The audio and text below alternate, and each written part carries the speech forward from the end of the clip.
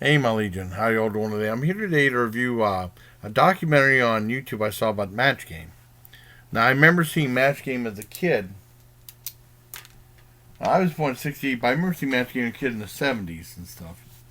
And I always liked it. I always liked the show, and it was on syndication for a little bit, and then it kind of faded after like '82 because it was in syndicate till like '82, I think. And then they tried to revive it a little bit with in '84, and I didn't see they had. They said they had some revivals in late like '90 and the night. I didn't see those.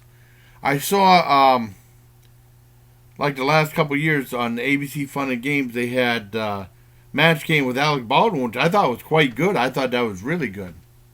And like I said, I was a big fan of the original Match Game, and Gene Rayburn was one of a kind hosts. You know, I mean, you could never duplicate him. I think he looked a lot like my grandfather. I don't know if I ever asked Jody or Mom or something. I thought maybe.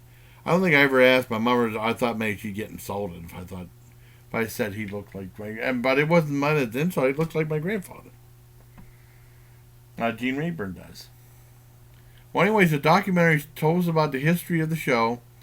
Talks about. I mean, they have. I don't know when it was made. Game Show Network. Because I don't really watch Game Show Network anymore. I did in 2001. We got our first digital box, then we got rid of it. Back when they had the thing in Albion. But we had for like a year or so, and it just got to be too expensive at the time. And I remember watching Match Game on Game Show Network at the time. It was really cool. My dad would always get pissed off. You know, so, why you always watch that? Because I like that show. And this show talks about like G. Rayburn when he first started, and I guess he got his big break. He was in a radio show, and then he did some other shows. He was like he co-starred with Jack Parr in the original Tonight Show, so I guess he was original like Ed McMahon type character. And he was doing off and on thing. He wanted to do his own show, and he got in touch with March Goodman, and he had an idea for something called Match Game, where like you like ask a question, fill in the blanks. And I guess this was originally a show on NBC that was in black and white, which I didn't know anything about this show. I was born in '68, but I want to know. The show ended in '69, but I want to know anything about it. Too little. Um, yeah, and at the first, the question they asked were real serious. When it first started out, and it was more a cerebral type thing, and then it got canceled after a little while, and they still had 6 months of production left. Uh, and the guy that was writing the questions, he was thinking like, "Well, can I write funny questions?" And Mark Goodman said, "Yeah, go ahead." And Mark Goodson is like the king of the game shows because a lot of times at the end of the show you'll see a Mark Goodson television production. But at least when I was growing up, for a whole bunch of successful game shows. And damn, it's so windy out. Uh, I forgot. I'm getting old. I forget. I go and try and figure out what I was gonna say. And he wanted. He was part of all those good things. So they started using the funnier questions, and then they changed their mind. They kept it. And the show became a hit. It gradually gained popularity. It ended up running until 1969, which I did. I mean, I missed those shows. There might be one or two on YouTube or something like that. Most of those are lost. They're all black and white ones.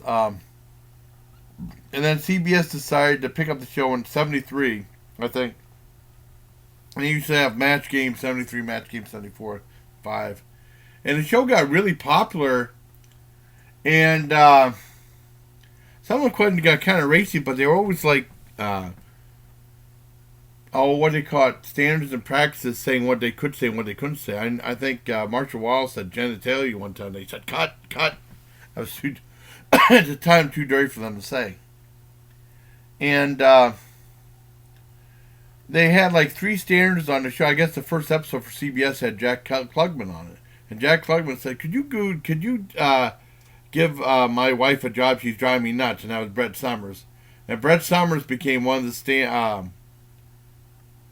the regulars on the show, along with Charles Nelson Riley and also Richard Dawson at the time. And a lot of people were saying Richard Dawson wasn't really a happy person. And he was on the show, and people would always usually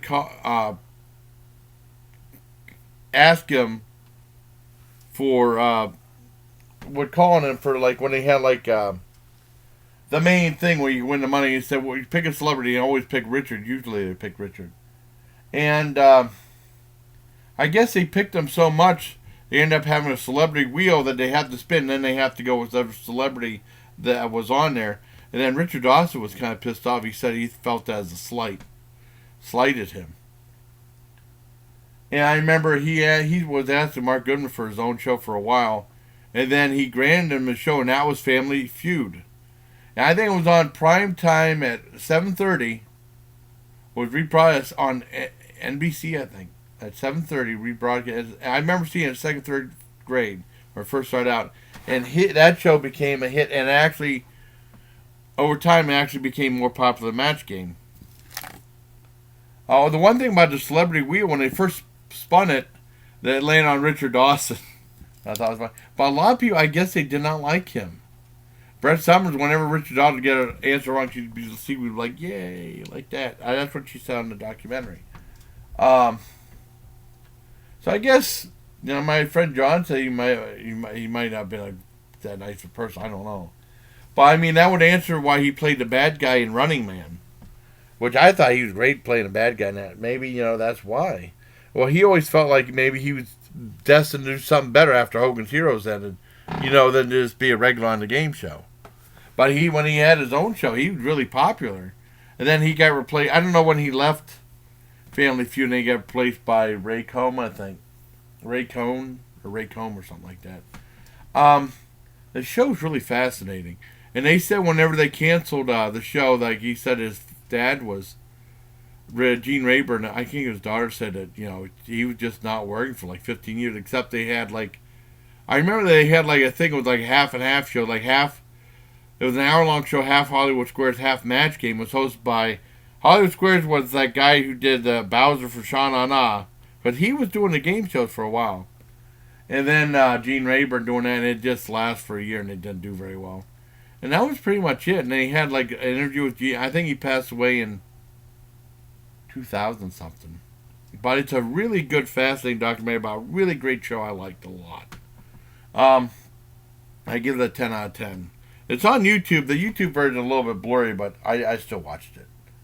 So hope you liked this video, everybody. Till next time, please take care of my legion.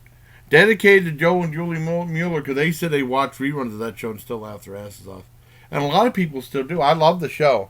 And I think that when they had ABC did their own remake of it with Alec Baldwin, I think they did a damn good job. I think it captures the same spirit, even though it's a little more racier. But it's more a little late night show. But I mean, it was good. I liked the show. So until next time, bye. Please take care.